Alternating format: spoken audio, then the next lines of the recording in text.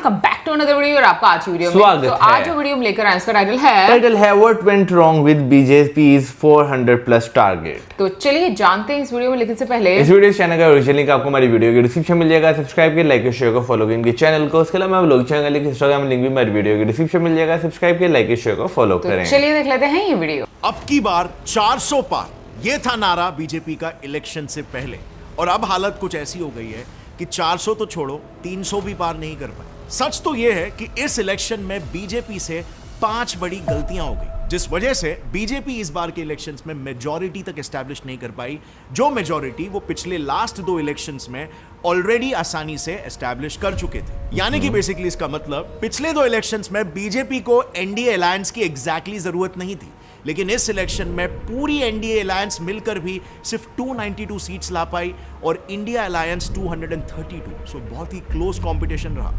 लेकिन यार अब यहां पर ना एक बहुत ही बड़ा सवाल I am sure most of the Indians के दिमाग में आ रहा होगा कि 2 दिन पहले तक तो हर एक एग्जिट पोल में यही कहा जा रहा था कि 400 पार नहीं तो बीजेपी एटलीस्ट 350 तो कंफर्टेबली क्रॉस कर ही लेगी। यहाँ पर बीजेपी को यानी एनडीए को यहाँ पर फायदा हो सकता है, 400 से पार भी एनडीए का आंकड़ा जा सकता है। इनफैक्ट खुद ऑपोजिशन लीडर्स तक ये कह रहे थे कि नहीं, बीजेपी 400 पार नहीं कर पाएगी, 350 लेकर आएगी। तो अचानक से इस इलेक्शन ने ऐसा गुगली बॉल कैसे डाल दिया? और सबसे शॉकिंग बात तो यूपी की है, जो राज्य एक तरह से बीजेपी का ही गढ़ है,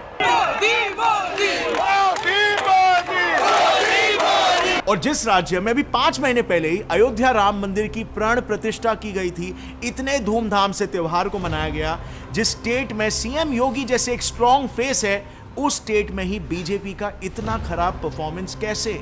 समाजवादी पार्टी जो सिर्फ एक स्टेट पार्टी है, उसको बीजेपी से ज्यादा सीट्स आखिर कैसे मिल गए? अब ऑन दी अदर हैंड एक तरफ बीजेपी का ये परफॉर्मेंस चल रहा है, दूसरी तरफ कांग्रेस का परफॉर्मेंस काफी सरप्राइजिंग था। लास्ट इलेक्शंस में तो कांग्रेस पार्टी ऑलमोस्ट खत्म होने के कगार पर आ गई थी। उन्हें सिर्फ 52 सीट्स मिले थे, जो कि इतने कम है कि वो लीडर ऑफ ऑपोजिशन भी नहीं बन पाए थे। लेकिन इस बार सबका प्रेडिक्शन ये था कि कांग्रेस के सीट्स और कम होंगे, बट कांग्रेस ने डबल सीट्स ला लिए, 99 सीट्स। सो डेफिनेटली मेरे हिसाब से बीजेपी की तरफ से कुछ मेजर ब्लंडर जरूर हुए, और हमारी रिसर्च के हिसाब से 5 ऐसे ब्लंडर्स हैं जो बीजेपी बहुत ही इजीली अवॉइड कर सकता था, लेकिन फॉर सम रीजन उन्होंने इस पर ध्यान नहीं दिया। So let's get right into it. Mistake number 1, ignoring RSS.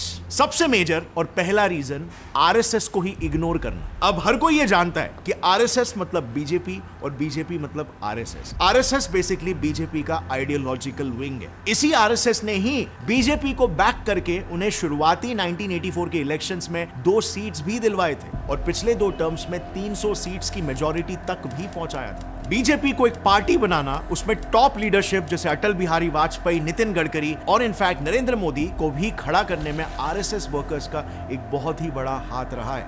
RSS workers elections में बीजेपी कैंडिडेट्स के लिए कई बार डोर टू डोर कैंपेन्स करते आए, बट इस बार लोकसभा इलेक्शन के ठीक 1 महीने पहले BJP president JP Nadda ji ने ओपनली मीडिया में कह दिया कि हम जब छोटी पार्टी थे ना, तब हमें आरएसएस की जरूरत पड़ती थी, लेकिन अब हम खुद में ही सक्षम है, यानी कि केपेबल है, और अब बीजेपी अपना काम खुद ही कर लेगी, उसे आरएसएस की कोई जरूरत नहीं है। अब ये मूव एक तरह से बीजेपी के लिए बैकफायर हो गया, क्योंकि ऑपोजिशन ने इस स्टेटमेंट से पीएम मोदी के खिलाफ ही चल रहे डिक्टेटरशिप वाले नैरेटिव को और एग्जैजरेट कर दिया। नड्डा के इस एंटी आरएसएस स्टेटमेंट को ऑपोजिशन लीडर्स ने बहुत हवा दी थी। नड्डा साहब ने कहा कि हम आरएसएस की जरूरत नहीं है, तो ठीक है। आरएसएस को खतरा महसूस हो रहा है मुझे कि राम मंदिर और की कांग्रेस बुलडोजर चलाएगी तो आरएसएस पर बैन भाजपा लगाएगी, और इससे आरएसएस वर्कर्स के मन में भी एक इनसिक्योरिटी पैदा हो गई। आरएसएस मेंबर्स खुद पब्लिकली इंटरव्यूज देने लग गए, कि जैसे द प्रिंट को एक दिए इंटरव्यू में एक आरएसएस मेंबर ने बताया कि जिस बीजेपी के लिए उन्होंने कैंपेन्स किए, नारे लगाए थे, सैक्रिफाइसेस किए थे,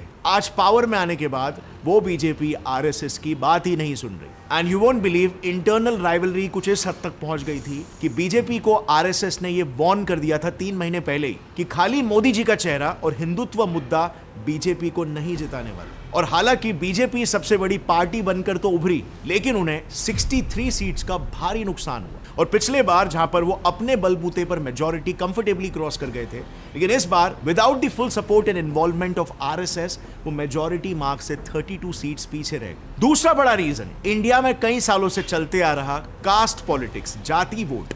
अब हिस्टोरिकली यूपी में हमेशा से पॉलिटिक्स कास्ट के मुद्दे के अराउंड ही रिवॉल्व करते आए, जैसे कि for example BSP, Bahujan Samaj party, जिसको दलित्स की पार्टी के रूप में जाना जाता है, वैसे ही समाजवादी पार्टी को यादव्स की पार्टी के रूप में जाना जाता है। बट इस बार के इलेक्शंस में बीजेपी ने राम मंदिर के अराउंड ही पूरा यूपी का इलेक्शन कंटेस्ट किया। अगर आइडियली देखे तो बीजेपी के पास यूपी में कोई भी बड़ा कास्ट रिप्रेजेंटेटिव लीडर नहीं था, जिसके वजह से उन्हें यूपी की पॉलिटिक्स में इतना बड़ा नुकसान हुआ। बेसिकली इस बार के यूपी इलेक्शन में जो समाजवादी पार्टी ने बीजेपी को भारी टक्कर दिया है, उसके पीछे मेजर रीजन था Yadav vote. Yadav community UP की 7% पॉपुलेशन है और इनका इन्फ्लुएंस यूपी के 15 पार्लियामेंट्री सीट्स पर डायरेक्ट इंपैक्ट डालता है। इस बार इन सारे वोटर्स ने मिलकर एसपी के तरफ अपने 3 डेकेड्स पुरानी लॉयल्टी को साबित करके दिखाया और साथ ही इसी कास्ट बेस्ड पॉलिटिक्स का डेडली कॉम्बो बने इंडिया अलायंस के राहुल गांधी, जिन्होंने कास्ट वोट को अपने तरफ अट्रैक्ट करने के लिए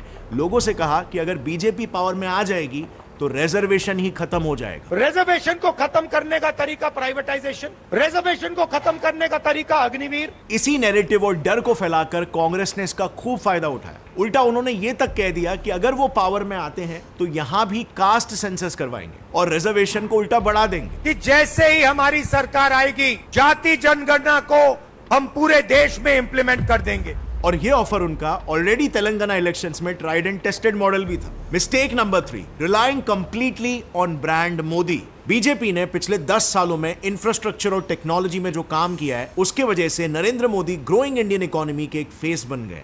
लेकिन अभी भी एक मेजर प्रॉब्लम है और वो है अनएम्प्लॉयमेंट। एक तरफ ग्रेजुएट्स के पास अभी भी जॉब नहीं है और दूसरी तरफ कंपनीज का कहना है कि उन्हें ढंग के एम्प्लॉयज ही नहीं मिल रहे और इसके पीछे का रीजन है कॉलेजेस का टीचिंग और करिकुलम काफी आउटडेटेड है। But the fact is not anymore, क्योंकि अभी गूगल, अमेजॉन और मेटा जैसी टॉप कंपनीज के लीडर्स इस गैप को ब्रिज कर रहे हैं along with scalar School of technology. Scalar School of technology का कैंपस इंडिया के सिलिकॉन वैली बैंगलोर के हार्ट में लोकेटेड है और ये ऑफर करते हैं एक इंटीग्रेटेड 4-year बैचलर्स और masters degree in computer science and plus यहाँ के टीचर्स बहुत ही अलग तरीके से पढ़ाते हैं। आपको पता ही होगा एक स्टूडेंट डॉक्टर को कैसे पढ़ाते हैं, उसे सिखाते हैं सीनियर और एक्सपर्ट डॉक्टर्स से। और ठीक इसी तरह स्केलर स्कूल ऑफ टेक्नोलॉजी में भी बच्चों को नॉर्मल टीचर्स नहीं पढ़ाते बल्कि इंडस्ट्री एक्सपर्ट्स पढ़ाते हैं। यहाँ के बच्चे फर्स्ट ईयर से ही प्रोजेक्ट्स बनाना शुरू कर देते हैं और ऑलरेडी अपकमिंग टेक पर काम भी कर रहे हैं, जैसे for example Apple vision pro. Even fire extinguisher, drone जैसे टेक पर काम कर रहे हो। यहाँ का बेस्ट पार्ट है कि स्टूडेंट को प्रैक्टिकल लर्निंग मिलता है, but at the same time they also get a chance to be mentored by the founders and co-founders of big companies like Zomato, Cred, Dukaan. और इन सब चीजों के साथ 1 साल की इंटर्नशिप भी इनके करिकुलम का पार्ट है।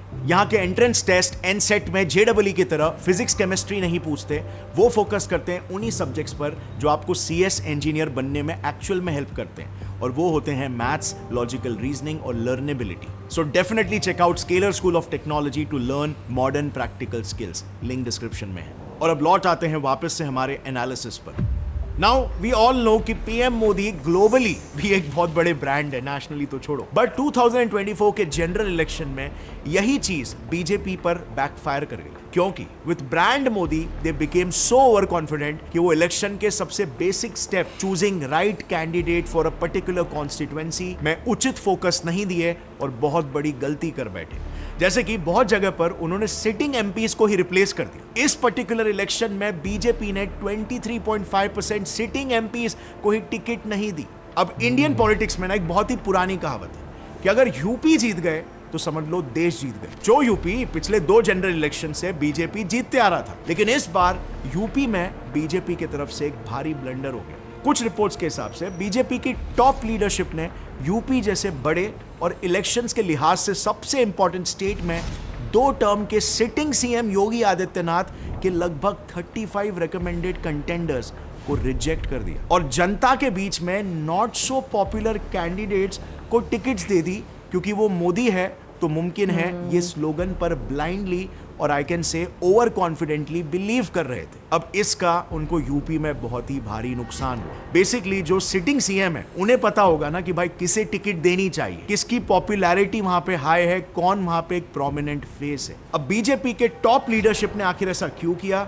वेल, मुझे तो नहीं मालूम, आपको अगर पता है तो नीचे कमेंट्स में बताना। इवन राजस्थान और हरियाणा जैसे स्टेट्स में भी बीजेपी ने वहां के विधानसभा इलेक्शंस के बाद उस पर्टिकुलर स्टेट के बड़े नेता जैसे वसुंधरा राजे फ्रॉम राजस्थान को ही दरकिनार करके ऑलमोस्ट न्यू एंड अननोन चेहरों को वहां की पॉलिटिक्स का फेस बनाना चाहा, जिसके बाद नतीजा बिल्कुल वही हुआ। इन स्टेट्स में भी बीजेपी का बिलो एवरेज परफॉर्मेंस। अब महाराष्ट्र में भी कुछ ऐसा ही हुआ। एक पॉइंट था जब उद्धव ठाकरे आइडियोलॉजिकल एलाय थे बीजेपी के, मगर फिर दोनों पार्टीज के बीच में कुछ कॉम्प्लिकेशंस क्रिएट हुए और वहीं पर उद्धव ठाकरे के साथ रिश्ता टूट गया बीजेपी का। उसके बाद बीजेपी ने शिवसेना पार्टी को तोड़कर एकनाथ शिंदे फैक्शन को खड़ा कर दिया और उस फैक्शन को अपने अलायंस के साथ मर्ज कर दिया, जो इस बार उन्हें कॉस्ट कर गया अराउंड 8 to 9 सीट्स, जो कि ऐसे क्लोज इलेक्शंस में एक काफी इंपॉर्टेंट शेयर था। मे बी यहां पर बीजेपी को पहले से इनसाइट होना चाहिए था कि जो शिंदे फैक्शन है और जो एनसीपी की तरफ से अजीत पवार फैक्शन है, ये दोनों भी इतने प्रोमिनेंट फेसेस नहीं है और अपने बल पर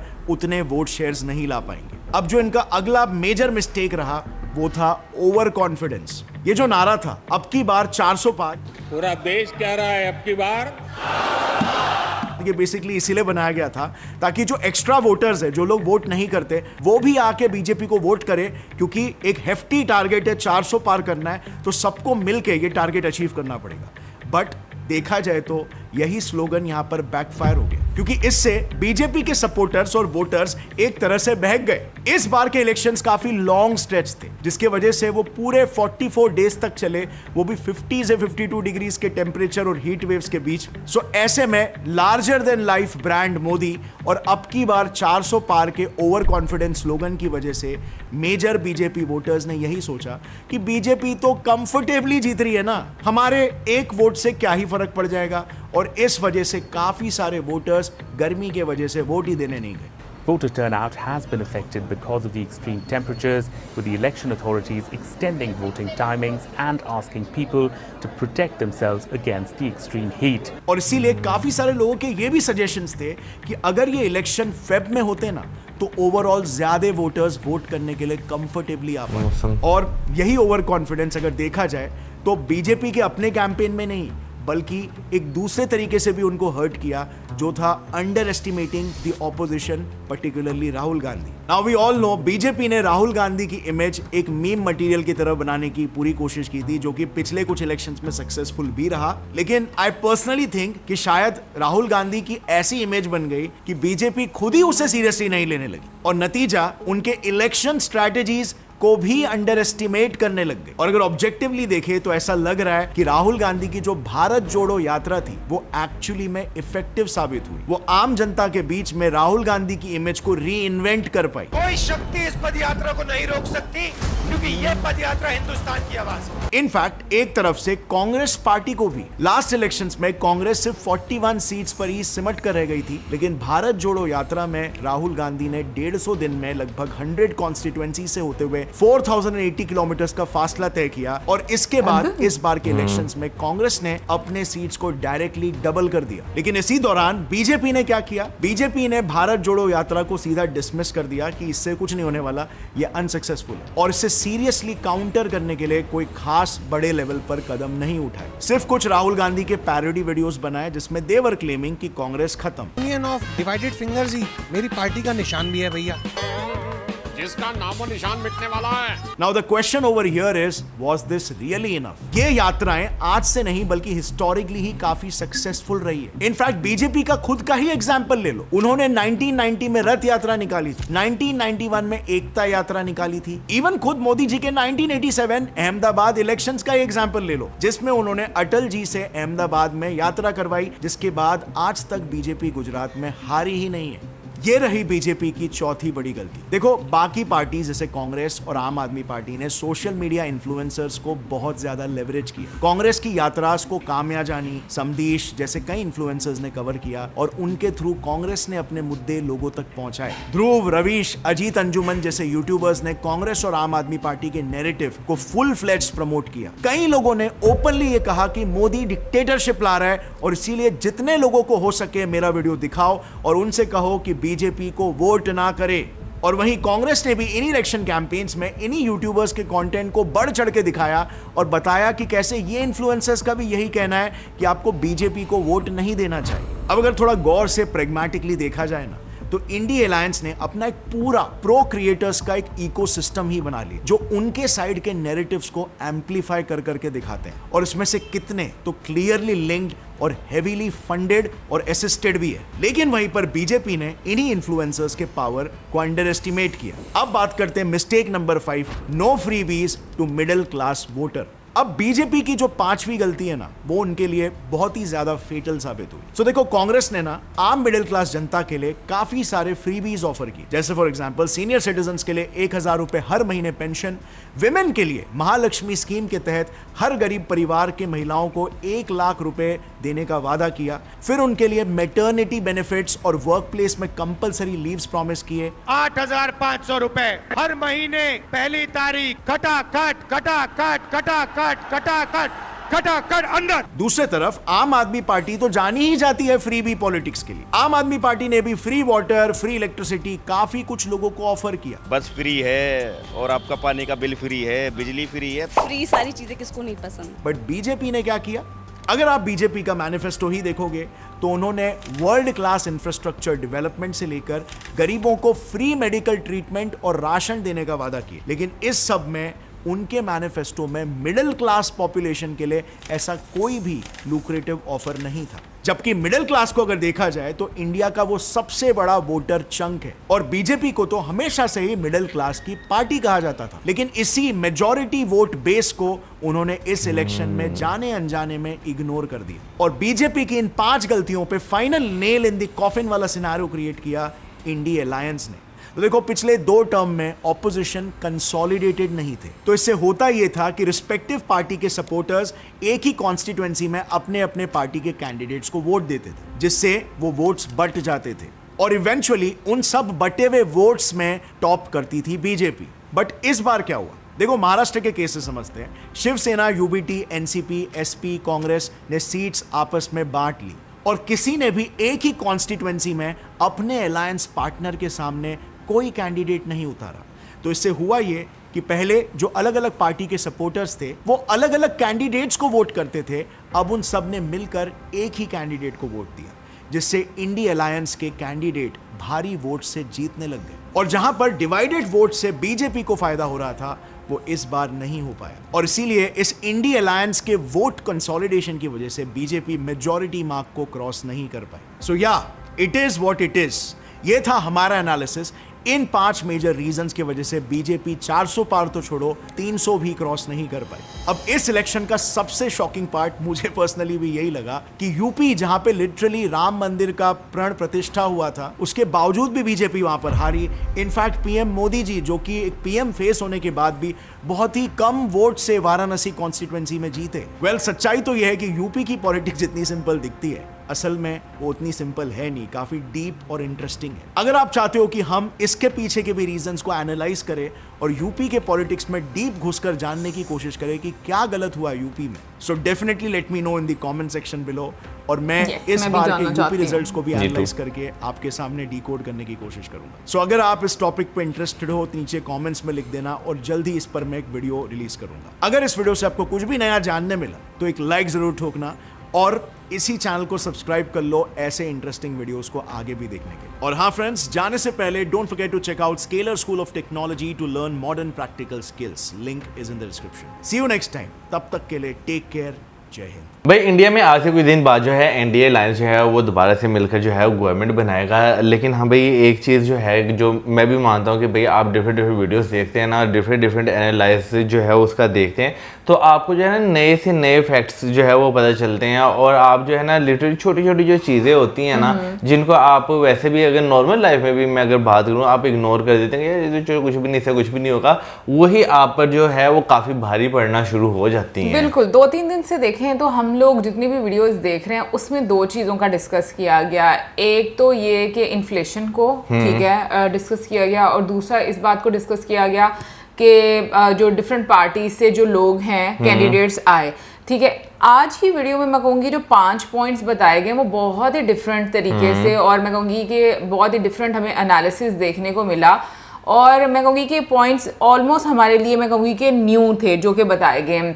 अच्छा, इसमें मैं ये बात बोलूँगी कि जितने भी पॉइंट्स है लाइक मुझे लगता है कि आप जब भी कोई काम करते हैं डेफिनेटली आपसे कुछ मिस्टेक्स होती हैं, बट आपको कभी भी कोई चीज़ लाइटली नहीं लेनी चाहिए। जैसे उन्होंने इग्नोरिंग आरएसएस की बात की, तो उसमें मतलब जो एक आप कह लो कि दोनों पार्टी के बीच में एक माहौल बना होगा, मे भी कुछ मिसअंडरस्टैंडिंग हुई होंगी जिसकी वजह से वो प्रॉब्लम्स क्रिएट हुई होंगी और मतलब एक समर्थन उस तरीके से नहीं शायद मिला होगा, जो कि इस वीडियो के माध्यम से पता चला। देखिए मैं ये कहना चाहूँगा कि आपके जो रिलेशन होते हैं ना वो किसी भी टर्म के हों, उसमें अगर कोई छोटी मोटी भी इनसिक्योरिटी जो है ना वो आ रही हो ना, तो आपको जो है ना टाइम रहते हुए क्लियर कर लेनी चाहिए, बजाय इसके कि आपके जो आसपास लोग हैं उनके अंदर से इस तरह के बयानात जो है वो आना शुरू हो जाए जो कि ज़्यादा चीज़ों को जो है वो डिस्टर्ब करें। उससे पहले उन चीज़ों को जो है वो क्लियर करना जो है वो काफ़ी ज़रूरी होता है। और लिटरली ये चीज़ जो यहाँ पे भी जो है वो कही जाती है कि बीजेपी जो है सॉरी आरएसएस जो है वो बीजेपी को काफ़ी ज़्यादा सपोर्ट करते हैं। नो डाउट बहुत बड़े बड़े लीडर्स जो हैं वो भी आपको देखने को मिलते हैं जो आरएसएस से जो है वो बीजेपी में आए हैं। बिल्कुल, लेकिन मुझे लगता है कि समटाइम्स क्या होता है कि आपकी पार्टी के कुछ लीडर्स का जो स्टेटमेंट होता है ना वो आप पे बड़ा भारी पड़ जाता है। और क्योंकि मुझे लगता है उस जितना एक पार्टी के जितने भी लीडर्स उसके अंदर काम कर रहे होते हैं उनके स्टेटमेंट्स इतने इंपॉर्टेंट होते हैं कि उनका परिणाम कहीं ना कहीं पर ना जो मेन फेस होता है उसको मुझे लगता है फिर झेलना पड़ता है। यार इसमें कोई शक नहीं, देखें आपके पार्टी का कोई एक कार्यकर्ता है, बेशक वो एक ऊपर वाले लेवल पे है या बेस लेवल पर स्टार्टिंग कर रहा है, उसका कोई छोटा भी जो एक मैं कहूँगा कि ऐसा वर्ड जो ना करने वाला हो, क्योंकि भाई सीधी सी बात है पॉलिटिक्स एक ऐसी फील्ड है कि इसमें आपको जो है ना कोई भी स्टेटमेंट जो है जो आपको देना पड़ता है बड़ा सोच समझ कर देना पड़ता है, ये यानी कि बाद में वो कहीं आप पे बैकफायर जो है वो ना कर जाए, तो ये चीज़ है इसका काफ़ी ज़्यादा ख्याल रखना पड़ता है। फिर उसके बाद बिल्कुल मैं एग्री करूँगा कि भाई आपको जो है ना एक कॉन्स्टिट्यूंसी जो है उसमें जो है ना वही कैंडिडेट जो है वो खड़ा करना चाहिए जो ऑलरेडी वहाँ का जो है एक रिनाउंड फेस हो, लोग जो है उसको जो है वो अच्छे तरीके से जो है वो जानते हों। तो ना इस तरह का फेस ना देना, क्योंकि अगर ये देखा जाए ना कि भाई एक न्यू फेस जो है वो आपने जो है सिर्फ आपने अपनी पार्टी का लोगो दे दिया तो कहीं ना कहीं लोगों का ट्रस्ट जो है ना वो शेक होता है और ऑपोजिशन डेफिनेटली उससे एक फायदा उठाने की कोशिश करती है। वैसे ये बिल्कुल नई इन्फॉर्मेशन थी आज की वीडियो में कि बिल्कुल नए चेहरे जो है वो सामने आ गए थे और मतलब मैं भी ये चीज़ मानूंगी कि जो वहाँ के लाइक हम कह लेंगे जो सीएम हैं उनको ज़्यादा अच्छे से आइडिया होता है कि कौन आप अच्छे तरीके से आप उसको आगे लेकर आ सकते हो। चलें कोई बहुत स्ट्रॉन्ग बंदा भी नहीं है आपके पास, लेकिन कोई इस तरह का हो ना जो आपको हो कि यार चलो अगर ये हार भी जाएगा लेकिन एक टाकरे का मुकाबला जो है वो देगा, तो ये चीज़ भी जो है वो काफ़ी ज़्यादा काउंट की जाती है। फिर उसके बाद अगर बात की जाए तो भाई नो डाउट हमारे यहाँ पर ख़ास तौर पर मैं बात करूँ तो भाई फ्रीबीज को लोगों की बहुत ज़्यादा जो है ना वो आदत पड़ी हुई है। वो कह लगे एक कहते हैं गिट्टे गोडों में डच बस जाना, वो वाला सीन जो है वो आपको नज़र आता है। लेकिन हाँ मैं ये ज़रूर कहूँगा कि भाई गवर्नमेंट को चीज़ें जो है ना वो सब्सिडाइज करके जो है वो देनी चाहिए, लेकिन अगर ये मैं कहूँ ना कि बिल्कुल फ्री कर दें या एकदम ही बिल्कुल महंगी कर दें वो भी जो है ना बहुत ज़्यादा नुकसानदेह है। बिल्कुल मैं यहाँ पर बोलूँगी जितने भी 5 पॉइंट्स बताए उनमें से 2 पॉइंट्स को मैं डिस्कस करना चाहूँगी कि जिसमें मैं बीजेपी को बोलूँगी कि लाइक अगर उन्होंने ये चेंज लाने की कोशिश की तो मुझे ये लग रहा है कि वो उन पर भारी पड़ गई। अदरवाइज वो चीज़ गलत नहीं थी जो मुझे लगता है कि एक ट्रेंड जो है वो सेट करने की शायद कोशिश कर रहे हो। मतलब अब मैं अंडरस्टैंड कर पाई हूँ मैं सिर्फ उसके बारे में बात करूँगी, बाकी जो आपको लगता है क्योंकि एक कंट्री में जो चीज़ें हो रही थी वो वहाँ के रहने वाले लोग ज़्यादा अच्छे से अंडरस्टैंड करते हैं। एक बिल्कुल फ्रीबीज वाली मैं बात करूँगी, मैं ये नहीं कहती कि मिडिल क्लास पर बहुत ज़्यादा बोझ डाल देना चाहिए, लेकिन ये हकीकत है कि हमारे लोगों को शुरू से एक आदत पड़ी हुई है कि हमें बहुत ज़्यादा सब्सिडी मिलती है तो हम लोग बहुत ज़्यादा खुश रहते हैं उस चीज़ में।